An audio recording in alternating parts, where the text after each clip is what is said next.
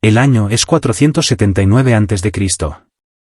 En una playa cerca de Salamina, la marea arrastra madera carbonizada y escudos rotos. La arena está negra de ceniza. El aire sabe a sal y humo y algo más. Algo cobrizo. Algo equivocado. La flota persa ha desaparecido, quemada, dispersa, derrotada. Grecia ganó. Eso es lo que dirán los poetas. Eso es lo que tallarán en mármol y cantarán en simposios durante los próximos 2000 años. Pero justo ahora en esta playa hay un sonido que viene de las colinas que ningún épico mencionará jamás. Gritos. No del tipo de batalla. No del tipo que viene con adrenalina, gloria y la promesa de una muerte rápida. Este es diferente. Agudo, crudo. Del tipo que raspa la garganta hasta que no queda más que aliento y terror. Y la horrible certeza de que nadie va a venir a ayudarte. Viene de una ciudad de tiendas que se extiende por millas a lo largo de la costa. Miles de refugios de lona, fila tras fila, ondeando al viento como las velas de una flota fantasma. Estas no son barracas. Son corrales de contención. Y dentro están los despojos de la guerra. No oro, no tierra, sino mujeres. Hijas de Atenas, Corinto, Tebas, Mégara. Chicas que vieron a sus padres morir en las calles. Madres que escondieron a sus hijos en cisternas y pozos y tinajas de almacenamiento, rezando para que se asfixiaran en silencio antes que ser encontradas. Mujeres que pensaron que lo peor que podía pasar era ver arder sus ciudades. Se equivocaron porque siguen vivas. Y lo que Jerjes y sus comandantes les hicieron en los meses siguientes. Lo que hicieron sistemáticamente no fue misericordia. Ni siquiera fue simple crueldad. Fue algo para lo que el mundo antiguo tenía una palabra. Algo que nuestros libros de historia prefieren traducir como esclavitud. Pero no fue eso. Lo que les pasó a estas mujeres, documentado en tablillas administrativas persas, registrado en testimonios griegos, trazado en los huesos encontrados en fosas comunes cerca de Sardis, fue sistemático, calculado, diseñado no solo para castigar a Grecia, sino para borrarla desde dentro hacia afuera.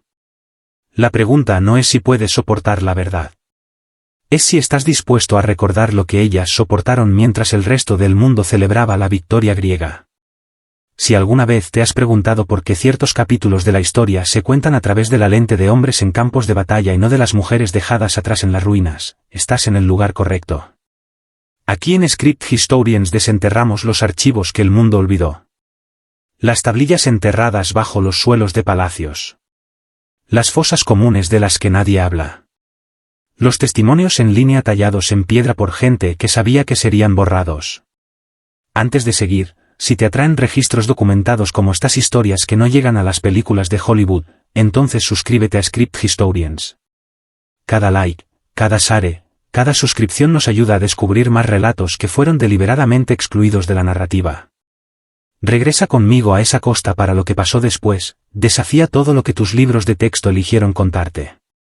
La tragedia de las hijas de Hélade no puede entenderse sin antes diseccionar el mecanismo que las destruyó. Jerjes no era solo un rey. Era la encarnación viva de un imperio que se extendía desde el Indo hasta el Egeo. Un imperio que no conquistaba solo con fuerza bruta, sino con un sistema tan eficiente, tan profundamente incrustado en la cultura persa que funcionaba como un segundo gobierno. Se llamaba el sistema del harén. Pero esa palabra no captura lo que realmente era. No se trataba de placer. No se trataba de lujo ni de cojines de seda ni de las fantasías que después corromperían nuestra comprensión. Se trataba de control, de tomar a las hijas de tus enemigos y convertirlas en símbolos de sumisión, de criar a la próxima generación de administradores de sangre mixta que le debían lealtad a Persia, no a las tierras de donde venían sus madres. Cuando Jerjes invadió Grecia en 480 a.C., trajo consigo 500.000 de hombres. Soldados, sí, pero también trajo algo más. Esclavistas, escribas, funcionarios cuyo trabajo no era luchar. Era catalogar cada ciudad que caía, cada isla que se rendía, cada aldea que resistía y ardía. Lo documentaron todo. ¿Quién vivía? ¿Quién moría? Y lo más importante, ¿quién podía ser tomado? Las chicas eran la prioridad. No porque los persas fueran excepcionalmente crueles. Muchos imperios antiguos lo hacían. Sino porque Jerjes entendió algo que la mayoría de los conquistadores no. No derrotas a un pueblo solo matando a sus hombres. Lo derrotas tomando a sus hijas y asegurándote de que la próxima generación crezca hablando tu idioma, adorando a tus dioses, olvidando que sus madres alguna vez tuvieron otro hogar. Para cuando el ejército persa se retiró después de Salamina y Platea, más de 40.000 mujeres y niños griegos habían sido absorbidos por la red administrativa persa. 40.000, la mayoría fueron enviados al este, a Sardis, Susa, Persépolis. Algunas fueron colocadas en istats como mano de obra doméstica. Otras, especialmente las jóvenes, las hermosas, las hijas de familias nobles, fueron llevadas al sistema real del harén, no por lo que piensas, sino por integración. Si este momento de la historia no te mueve a aprender más, tal vez estés perdiendo la lección por la que murieron nuestros ancestros. Que lo más peligroso que un imperio puede hacer no es matarte, es hacerte olvidar quién eras. La playa de Falero, justo al sur de Atenas, verano de 479 a.C. El ejército persa se prepara para retirarse, pero no con las manos vacías. Civiles griegos, los que no huyeron a tiempo, los demasiado viejos o demasiado jóvenes o demasiado tercos para correr, están siendo procesados. Esa es la palabra que usaban los persas, procesados, como grano, como madera, como carga. Hay un hombre supervisando la operación. Su nombre es Artabazo, un general persa cuyo nombre aparece en Heródoto y en sellos administrativos encontrados en las ruinas de Persépolis.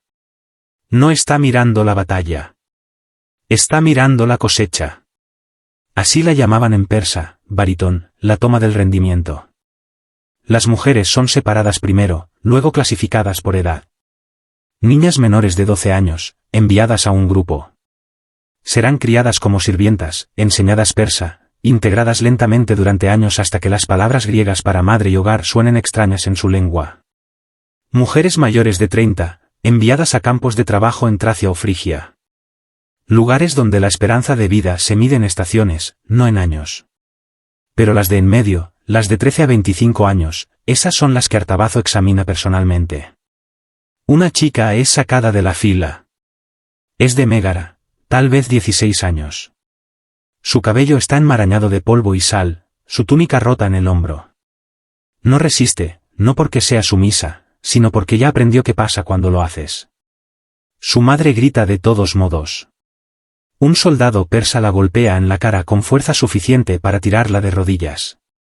Pero no la mata. La necesitan viva para que mire, porque eso también es parte del sistema. No solo tomas a las hijas. Haces que las madres entiendan que la resistencia es inútil. Que incluso los cuerpos de sus hijas pertenecen al imperio. Ahora la chica de Mégara es llevada a una tienda. Dentro hay un escriba persa sentado en una mesa baja con tablillas de arcilla y un estilete. No le mira la cara. Le mira los dientes, las manos, la forma en que se para. Está registrando detalles, edad, altura, estado de los dientes, presencia de cicatrices, evidencia de virginidad. Estos no son soldados, son administradores. Esto es burocracia.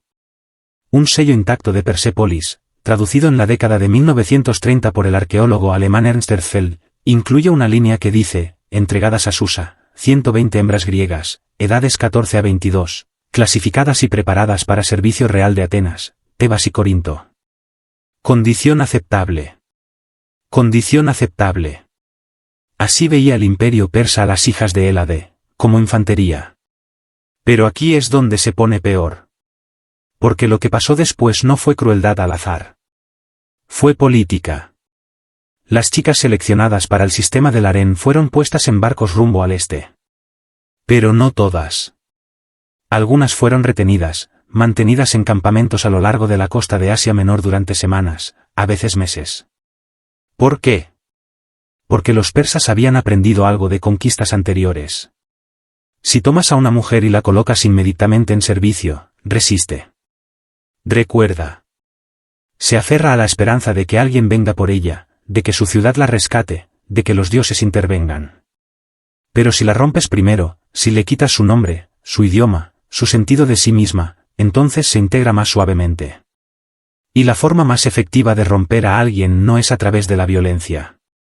Es a través de la humillación. obligándolas a participar en su propia desaparición. Hay un relato fragmentario preservado en una colección de epitafios griegos del siglo IV a.C. Una mujer llamada Clitias de Corinto. Tenía 13 años cuando los persas la tomaron. Sobrevivió.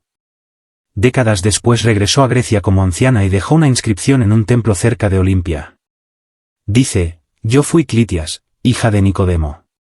Me tomaron en el año del fuego. Me dieron un nuevo nombre que no pronunciaré. Serví en la casa del primo del rey durante 16 años. Cuando me liberaron, había olvidado los himnos que mi madre me enseñó. He venido aquí a recordar. Esta piedra recordará por mí. 16 años. Tenía 29 cuando la liberaron. Y había olvidado los himnos. Eso no es esclavitud. Eso es aniquilación cultural. Los campamentos donde retenían a estas mujeres no eran prisiones. Eran centros de reeducación. A las chicas se les enseñaba persa, cómo inclinarse al modo persa, cómo preparar comida persa, vestir ropa persa, adoptar modales persas. Las que resistían eran hambreadas. Las que cumplían recibían un trato ligeramente mejor. Y las que resistían demasiado. Hay una fosa común cerca de Sardis, excavada en 1958. Contiene los restos de más de 300 mujeres datadas a principios del siglo V a.C. Los huesos muestran signos de desnutrición, trauma por fuerza contundente, evidencia de abuso sistemático. El arqueólogo notó algo extraño: casi todos los cráneos miraban hacia el oeste, como si incluso en la muerte intentaran volver a casa. A finales de 479 a.C., la primera ola de cautivas griegas llega a Susa, el corazón administrativo del imperio persa. La ciudad es vasta, reluciente, imposiblemente ajena para una chica de una aldea griega. Salas columnadas se elevan más alto que cualquier templo en Atenas. Jardines florecen con flores que no tienen nombre griego. El aire huele a incienso y cardamomo y algo dulce que no puede identificar. Y en el centro de todo está el complejo palaciego donde reside el harén real. Aquí es donde el mito se encuentra con el horror. La palabra harén evoca imágenes de Hollywood, velos, incienso, lujo. Pero el harén real de Persia no era un burdel. Era una institución política. Un lugar donde las hijas de pueblos conquistados eran transformadas en activos del imperio. Así funcionaba. Según registros de las tablillas de fortificación de Persépolis, documentos administrativos que sobrevivieron porque fueron cocidos en un fuego cuando Alejandro Magno quemó la ciudad en 330 a.C., las mujeres que entraban al sistema del harén se dividían en rangos. En la base, sirvientas domésticas; por encima, concubinas; en la cima, las seleccionadas para dar hijos a nobles persas. El objetivo no era placer. Era integración. Los niños nacidos de madres griegas y padres persas serían criados persas, pero con suficiente sangre griega para servir como intermediarios, traductores, administradores en los territorios recién conquistados. Era colonialismo genético. Pero no todas las chicas llegaban tan lejos. Una chica llamada Talía, su nombre preservado en una tablilla administrativa babilónica de 477 a.C. Tenía 15 años cuando llegó a Susa. La tablilla registra que se negó a la integración y fue colocada en una unidad disciplinaria. Lo que eso significaba exactamente está detallado en otro documento: trabajo forzado en los telares del palacio, 14 horas al día, raciones mínimas, sin contacto con otras mujeres griegas. Duró 8 meses. Causa de muerte registrada: agotamiento.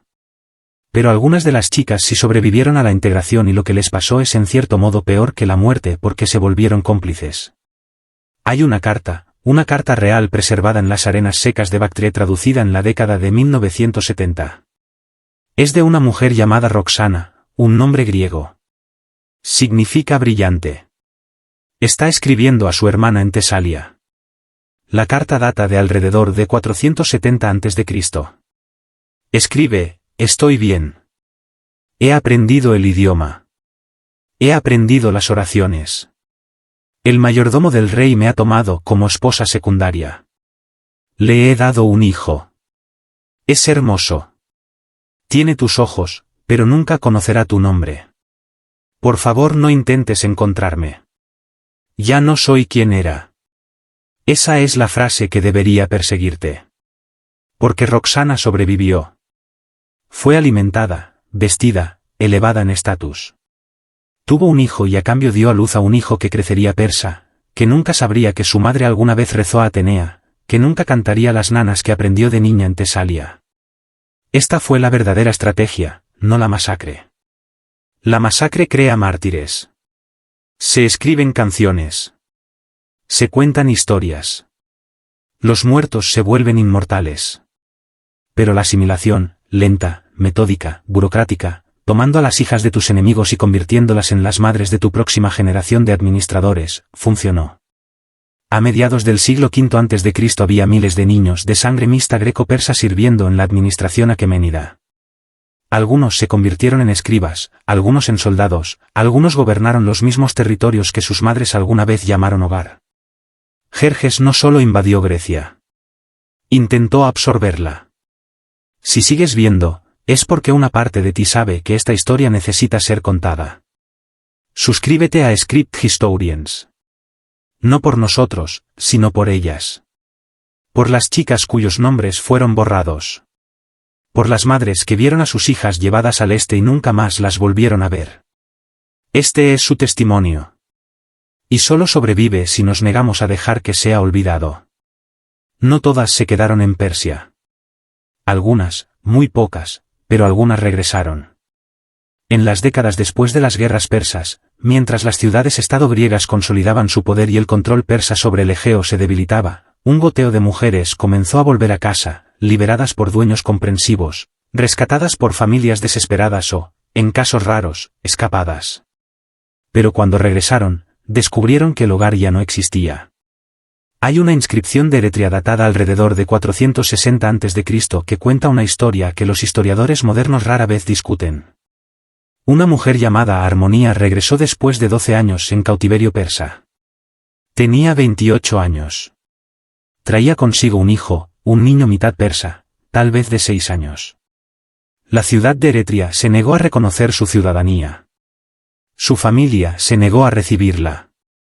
La razón registrada crudamente en los archivos legales de la ciudad, había sido mancillada por toque bárbaro y había dado luz a un hijo de sangre mixta. Aceptarla sería aceptar al enemigo. Ella y su hijo fueron rechazados. La inscripción termina ahí. No sabemos qué les pasó. Esta es la parte de la historia que no encaja en la narrativa heroica porque Grecia ganó la guerra. Atenas se convirtió en el corazón de la democracia, la filosofía, el arte. La amenaza persa fue repelida. Los poetas escribieron épicas. Los escultores tallaron mármol. Y nadie quería hablar de las hijas que regresaron rotas o de las que nunca regresaron. Un historiador llamado Teopompo, escribiendo en el siglo IV a.C., hizo una referencia pasajera a las mujeres silenciosas, supervivientes griegas del cautiverio persa que vivían en los márgenes de la sociedad, incapaces de reintegrarse, incapaces de hablar de lo que les habían hecho. Escribió, son como sombras. Se mueven por el ágora, pero nadie las ve. Fueron tomadas, y aunque regresaron, siguen ausentes. Las mujeres silenciosas, así las llamó Grecia. Y con el tiempo dejaron de llamarlas de ninguna manera. Para cuando Heródoto escribió sus historias en la década de 430 a.C., el enfoque estaba enteramente en batallas, estrategias, la gloria de la resistencia griega. Menciona a los cautivos persas una sola vez en una sola línea, muchos griegos fueron tomados, pero con el tiempo algunos regresaron. Algunos regresaron. Eso es todo. Eso es lo que les dio. Pero las tumbas no mienten.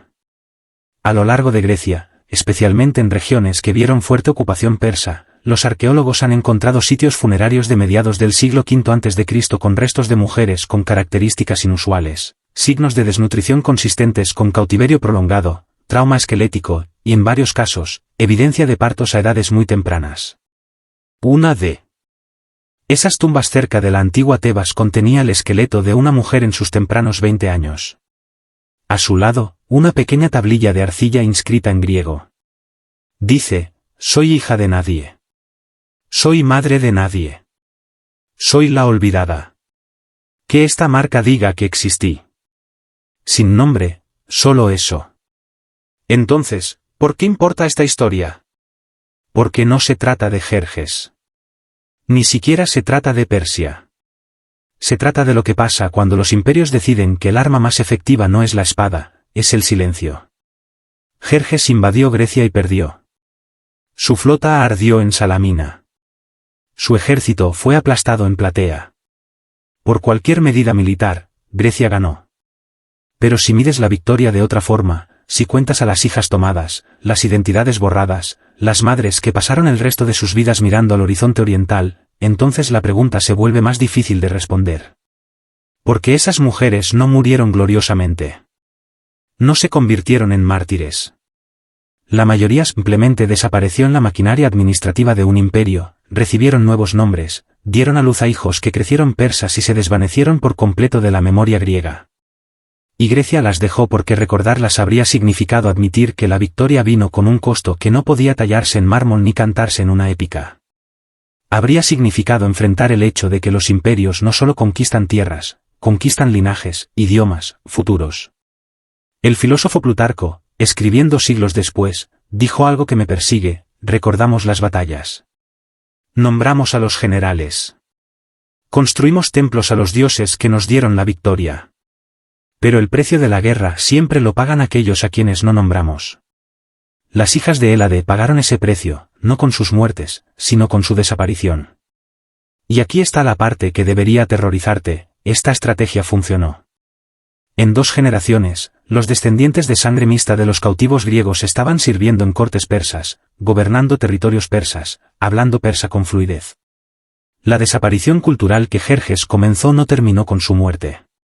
Se extendió durante décadas, silenciosamente, burocráticamente, hasta que la línea entre conquistador y conquistado se difuminó hasta volverse irreconocible. Eso es lo que pasa cuando no cuentas las historias de las mujeres dejadas atrás. No solo desaparecen de la historia, desaparecen de la existencia, pero no por completo. Porque aquí estamos, 2500 años después, leyendo tablillas de arcilla de Persépolis, traduciendo inscripciones de tumbas olvidadas, encontrando los testimonios en línea de mujeres que tallaron su dolor en piedra porque sabían, de alguna manera sabían, que el silencio era la muerte final. Y mientras sigamos leyendo, traduciendo, negándonos a dejar que sus voces sean tragadas por el tiempo, siguen aquí. No de la forma que querían, no de la forma que merecían, pero aquí. Acabas de presenciar una de las verdades más oscuras de la historia. No del tipo que se escribe en los libros de texto, sino del tipo que se entierra en registros administrativos y tumbas anónimas. Si historias como esta te recuerdan lo frágil que es la humanidad, lo fácil que es borrar voces cuando nadie lucha por recordarlas, entonces suscríbete a Script Historians y mantén vivo el pasado. Porque algunas voces merecen ser escuchadas aunque fueran silenciadas hace 2500 años.